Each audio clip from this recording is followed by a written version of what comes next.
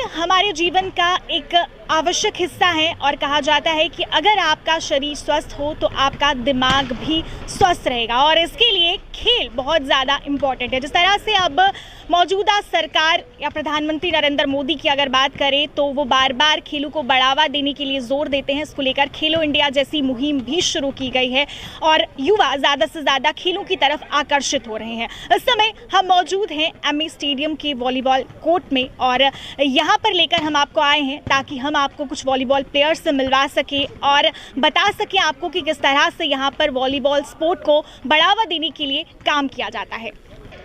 Volleyball court में दाखिल होने से पहले हम आपको दिखाते हैं इस कोर्ट के स्टार प्लेयर्स। ये समय जो तस्वीर आप देख रहे हैं ये तस्वीर सकलेन तारिक की है जो कि इंटरनेशनल वॉलीबॉल प्लेयर है, स्टेट अवार्डी ये रह चुके हैं और अभी चाइना में एक चैंपियनशिप होने वाली है, एबीसी चैंपियनशिप। उस चैंपियनशिप में ये भाग लेने वाले हैं। वो इसी कोर्ट में प्रैक्टिस करते थे और इसी कोर्ट में प्रैक्टिस करने के बाद इतनी बड़ी कामयाबी इन्होंने हासिल की। इसके अलावा एक और स्टार प्लेयर यहाँ पर हैं, उनकी तस्वीर भी हम आपको दिखाते हैं। ये तस्वीर जो इस समय आप देख रहे हैं मन्नत चौधरी की तस्वीर हम आपको दिखा रहे हैं। मन्नत चौधरी भी इस कोर्ट के स्टार प्लेयर हैं जो इस समय भुवनेश्वर में प्रैक्टिस कर रहे हैं और इनकी सिलेक्शन बैरन में होने वाली वर्ल्ड चैंपियनशिप के लिए हुई है। 4 जुलाई को ये वहाँ के लिए रवाना होंगे और आपको बता दूं कि इनकी एक बहुत बड़ी उपलब्धि ये रह चुकी है कि अभी हाल ही में एशियन चैंपियनशिप में इंडिया की वॉलीबॉल टीम को ब्रोंज मेडल मिला अंडर 21 में और ये उस टीम का हिस्सा थे। तो इसके बाद चलिए अब आपको कोर्ट के अंदर लेके चलते हैं और दिखाते हैं कि किस तरह से ये स्पोर्ट यहाँ पर खेला जाता है और जो एसोसिएशन है वो किस तरह से स्पोर्ट को बढ़ावा देने के लिए काम कर रही है। गेम्स को बढ़ावा देने के लिए एसोसिएशंस बनाई जाती हैं और इन एसोसिएशंस का काम ये होता है कि जो भी एक पर्टिकुलर गेम होती है उसको बढ़ावा दिया जाए और ज़्यादा से ज़्यादा बच्चे उन गेम्स में पार्टिसिपेट करें। तो all Jammu Kashmir volleyball association के कुछ मेंबर्स यहाँ पर हमारे साथ मौजूद हैं, इनसे भी बात करते हैं। सबसे पहले ऑल JNK वॉलीबॉल एसोसिएशन के जनरल सेक्रेटरी यहाँ पर हमारे साथ हैं, इनसे बात करते हैं। सर, सबसे पहले आपका स्वागत है हमारे चैनल में।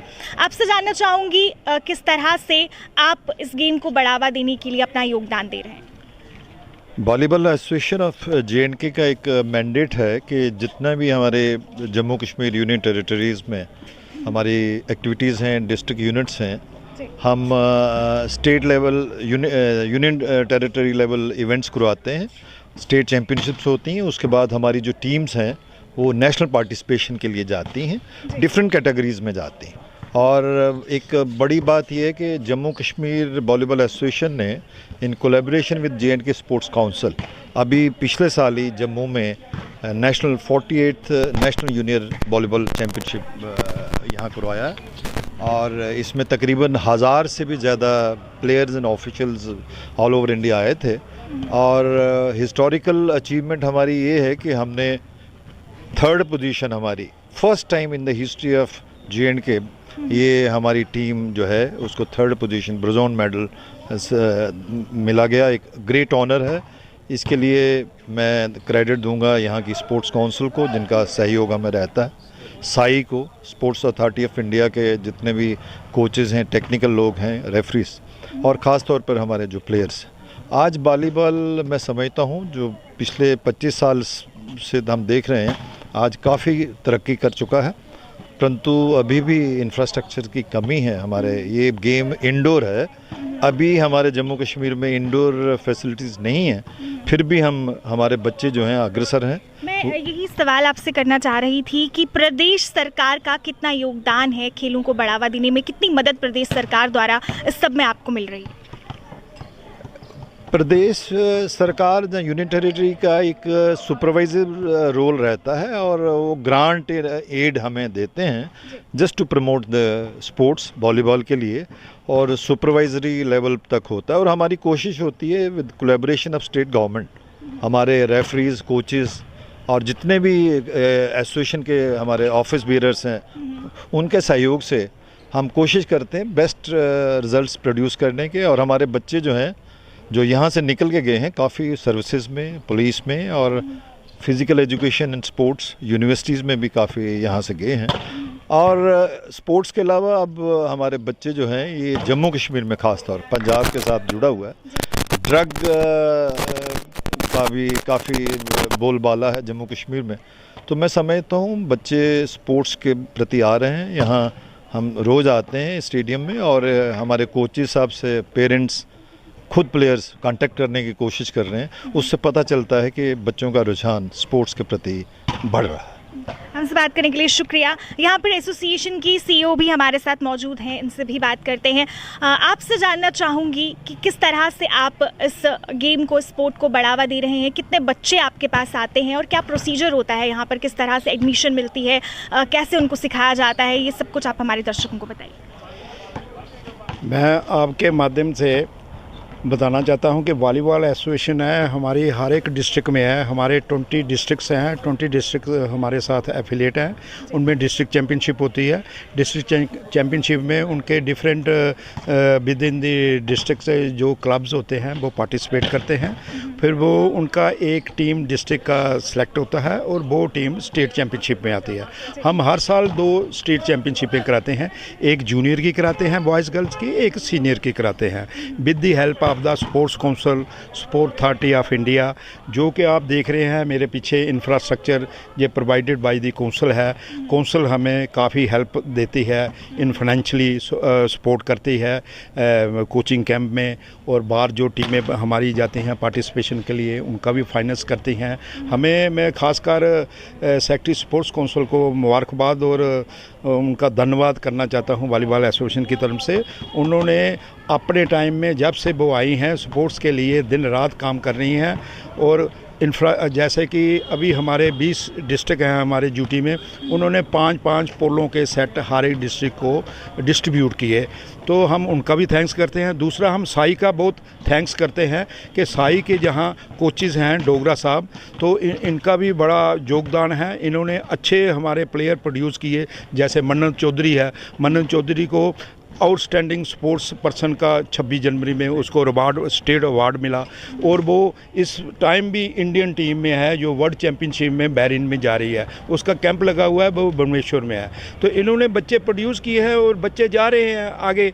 और पहले से कम 10-12 साल से हमारी वॉलीबॉल एसोसिएशन और वॉलीबॉल गेम ने काफ़ी प्रोग्रेस किया है। अब आजकल जब हम नेशनल में जाते हैं, कम से कम हमारी स्टेट की टीमें 3-4 मैच जीते हैं और कई दफ़ा क्वार्टर फाइनल में भी आते हैं।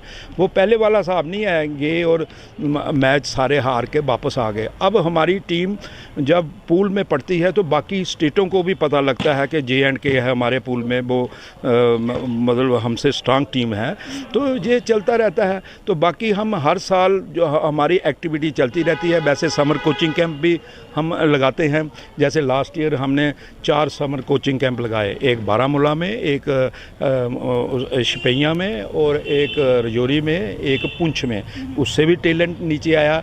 बिलो 14 के बच्चे, बिलो 16 के बच्चे हमने लिए। जैसा कि मैं स्पोर्ट अथॉरिटी ऑफ इंडिया को भी मुबारकबाद देता हूँ। इन्होंने रेजिडेंशियल सैंक्शन इनका बोर्डिंग का बच्चों का हुआ है। ये कोई मेरा ख्याल 14 या 16 बॉय अंडर 16 के जे लेंगे, जिनको प्रोवाइड किया जाएगा boarding lodging free, plus kiting, infrastructure, जो स्पोर्ट्स मटेरियल, और उनको स्कॉलरशिप भी मिलेगा। वो पूरा साल खेलेंगे तो नेचुरली जो बच्चा पूरा साल खेलेगा तो नेचुरली मेडल तो आएगा ही। तो अब वो स्पोर्ट्स नहीं रही जो पहले थी कि हाँ जी स्पोर्ट्स में जाओगे तो आप अपना टाइम बर्बाद करोगे, खेलोगे कि कूदोगे, जैसे एक मुहावरा है कि आप टाइम बर्बाद करोगे, अब पढ़ोगे लिखोगे तो नवाब। वो चीज़ नहीं है। जो बच्चा आजकल स्पोर्ट्स मेडल लेता है, ओलंपियन है, एशियन चैम्पियनशिप में आता है, वर्ल्ड चैम्पियनशिप में मेडल लेता है, उसके लिए सब नौकरियां हैं। हमारी स्टेट में स्पोर्ट्स पॉलिसी बनाई है LG साहब ने, तो उसमें 20 नौकरियां जो स्पोर्ट्स कोटे से आएंगी हर साल, ये बच्चों को दी जाएंगी जो जिनका सबसे हाईएस्ट रैंक होगा Olympian, Asian game, world championship के।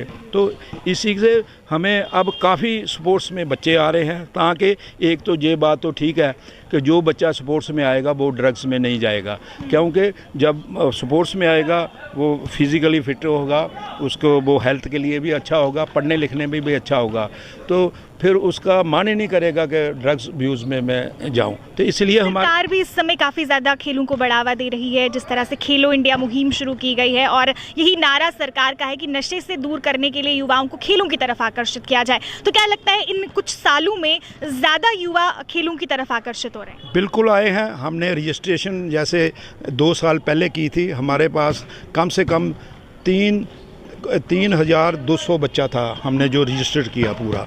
तो इस साल भी हम इस साल दोबारा रजिस्ट्रेशन करने जा रहे हैं।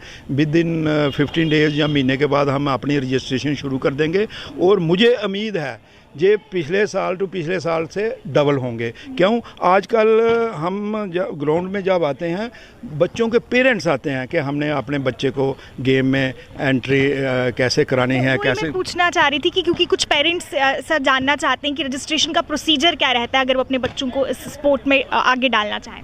वो जब भी आते हैं हम कोच साहब को रेफ़र करते हैं, कोच साहब देखते हैं कि एज़ पर गेम के हिसाब से उसकी एज कितनी है, हाइट कितनी है, बच्चा किस गेम में फ़िट है, वो उनको कोच साहब अच्छी तरह गाइड करते हैं कि ये आपके लिए ये वॉलीबॉल गेम अच्छी रहेगी, आपके लिए बास्केटबॉल अच्छा रहेगा। वो जिस हिसाब से क्राइटेरिया बना है, या वॉलीबॉल का तो मैं जानता हूँ, इसमें मैक्सिमम देखी जाती है height, reach, jump, standing jump देखा जाता है। तो और जो बच्चा है वो कम से कम 12 साल से ही पिकअप होगा तो आगे जाएगा। अगर बच्चे की एज 17-18 साल हो जाएगी, वो बाद में आएगा तो वो प्लेयर नहीं बन सकता। बच्चा पहले ही 12 साल से ही जहाँ एंट्री ले स्पोर्ट्स में या 10 साल से ले, वो नेचुरली 2-4 साल के बाद एक अच्छा प्लेयर बन सकता है। चलिए, हमसे बात करने के लिए बहुत बहुत शुक्रिया। जिस तरह से जम्मू कश्मीर में टैलेंट की कोई कमी नहीं है, ज़रूरत है उस टैलेंट को उभारने की। जैसे कहा जाता है कि हीरे की परख एक जौहरी को ही होती है और इस मामले में जौहरी का काम करते हैं हमारे कोचेज़, और इस समय स्पोर्ट्स अथॉरिटी ऑफ इंडिया के कोच भी यहाँ पर हमारे साथ हैं। इनसे बात करते हैं। सबसे पहले आपका स्वागत है और ये जानना चाहूँगी कि किस तरह से क्या क्राइटेरिया रहता है जब आप बच्चे को पिक करते हैं कि हमें ये बच्चा जो है सिलेक्ट करना है, इस बच्चे को आगे सिखाना है, क्या देखते हैं, क्या ऐसी कंडीशंस उसमें आपको नज़र आती है? सबसे पहले तो हम बोलते हैं टैलेंट हंटिंग। तो बच्चे को टैलेंट कैसे स्पॉट करना है, जैसे वॉलीबॉल है, वॉलीबॉल में हम हाइट को सबसे ज़्यादा प्रायोरिटी देते हैं। हाइट के साथ साथ बच्चे की लिम्ब लेंथ क्या है, फिर लेग्स हैं स्ट्रॉन्ग, उसके बाद उसकी बेसिक हेल्थ क्या है, और साथ साथ उसकी एज देखी जाती है। क्योंकि if we will catch them young तो वो आगे जाके प्रोग्रेस करेंगे। अभी आप देख रहे हैं फील्ड में छोटे छोटे बच्चे भी आए हुए हैं 10-10 साल के, इनकी डेवलपमेंट जल्दी होगी क्योंकि दे विल इमिटेट अर्लियर और जल्दी कैच करेंगे एज़ कम्पेयर टू जो बच्चे लेट आते हैं। पहले ये वॉलीबॉल जिसको हम बोलते थे रूरल गेम है, लेकिन अब ऐसा नहीं है। अब सिटी के बच्चे भी आ रहे हैं और मेरे पास जितने बच्चे हैं अभी जो बड़े बच्चे हैं, they are all from the 20 kilometre away, सब 20-20 किलोमीटर से आते हैं। लेकिन अभी इसमें वॉलीबॉल में भी हमें काफ़ी फ़र्क पड़ा है। ये centre basically as extension centre शुरू हुआ था 2020 में with sincere efforts of the association. I must not hesitate to say कि इनकी सिंसियर एफर्ट, इन्होंने लेटर लिखे, फेडरेशन की हेल्प ली, उसके बाद ये सब करके, और ये जो 48 में रिज़ल्ट आया हमारा 3rd प्लेस आने, एक क्रेडिट ये जाता है और एक लड़का जो हमारा नेशनल कैंप में है, एट प्रेजेंट भी कैंप में है, और 2 लड़के हमारे और भी शॉर्ट लिस्ट हुए हैं कैंप के लिए। उन सिंसियर एफर्ट और इस रिज़ल्ट की वजह से हमें इस बार we have got residential centre inside, और इसकी सिंसियर एफर्ट जो है एसोसिएशन को जाती है। प्लस इंफ्रास्ट्रक्चर तो नेचुरली काउंसिल हमें अच्छा दे रही है, और ये ऐसे फील्ड हमारे हर डिस्ट्रिक्ट में बन रहे हैं, और इसके लिए हमारे एसोसिएशन ने बहुत एफर्ट किए हैं। क्योंकि हम हर बार कोई फंक्शन होता है, सेक्रेटरी को बुलाते हैं, कंसर्न स्पोर्ट्स ऑफिशियल को बुलाते हैं, क्यों कि वो देखे वॉलीबॉल क्या है और आगे जाके इसकी एक्सप्लॉइट किया जाए। तो उसका हमें बेनिफिट मिल रहा है और रिजल्ट भी आ रहे हैं। मैडम देख लो सामने आप। अभी की अगर बात करें, कितने बच्चे आपके पास अभी सीख रहे हैं और क्या टाइमिंग रहती है इनकी, कितनी देर प्रैक्टिस करवानी पड़ती है, किस तरह से क्या प्रोसीजर है? On an average 20 to 25 boys daily, morning and evening. जो मॉर्निंग बच्चे आते हैं उसमें से इवनिंग बच्चे कुछ आते हैं क्योंकि रूरल बच्चे हैं। बाकी इस वक्त ट्रेनिंग का टाइम जो हमारा 5 to 7 रहता है, इवन 7:30 तक।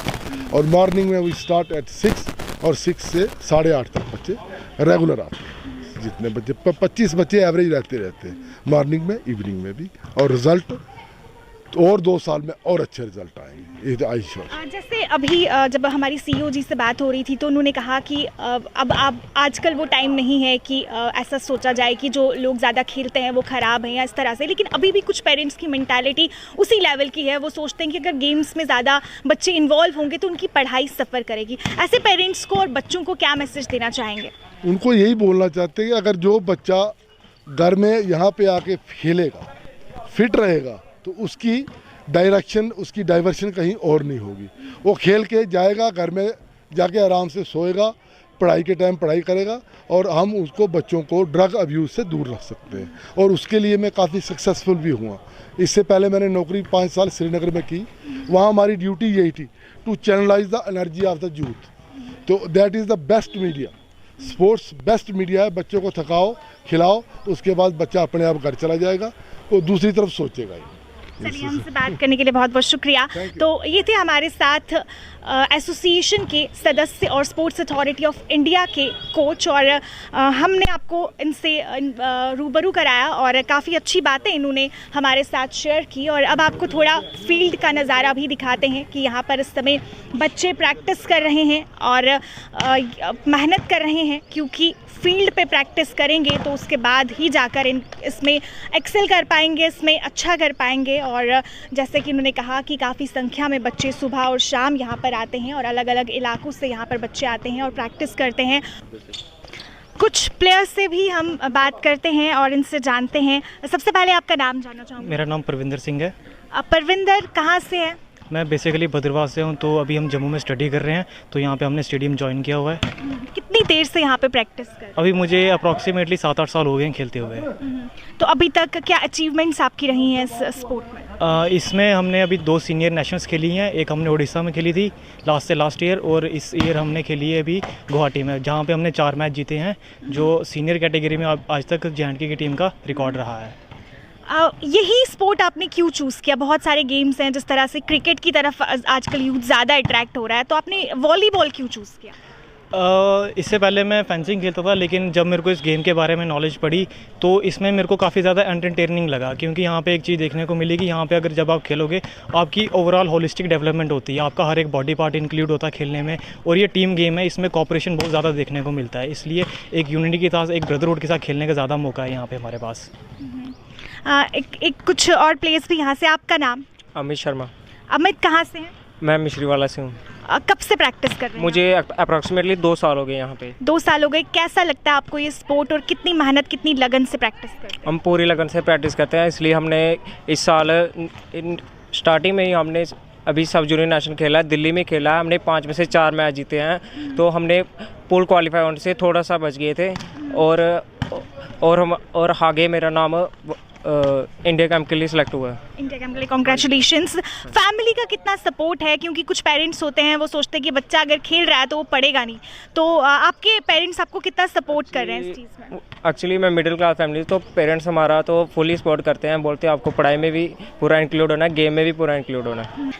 तो हमने आपको दिखाया, कुछ प्लेयर्स से भी आपकी बातचीत करवाई और इन प्लेयर्स ने बहुत अच्छा मैसेज भी हमारे यूथ को दिया और ये कहा कि अगर आप खेलेंगे तो आपकी मेंटल एबिलिटी बढ़ेगी और इसकी वजह से आप लाइफ में एक्सेल कर पाएंगे। तो आप भी अगर सोच रहे हैं कि आपने किसी स्पोर्ट्स में खुद को इन्वॉल्व करना है तो सोचिए नहीं और आइए, ग्राउंड आपका इंतज़ार कर रहा है, क्योंकि इतनी सारी फैसिलिटीज़ भी अब गवर्नमेंट ने दी हुई हैं। तो अगर आप स्पोर्ट्स में अच्छा करेंगे तो आगे आपको जॉब सिक्योरिटी भी मिलेगी और आपकी लाइफ और ज़्यादा बेहतर हो सकती है। इसी के साथ वीडियो जर्नलिस्ट दीपक यादव के साथ मुझे उपमा शर्मा को दीजिए इजाज़त और ताज़ा अपडेट्स के लिए जुड़े रहिए, देखते रहिए स्टेट टाइम्स। नमस्कार।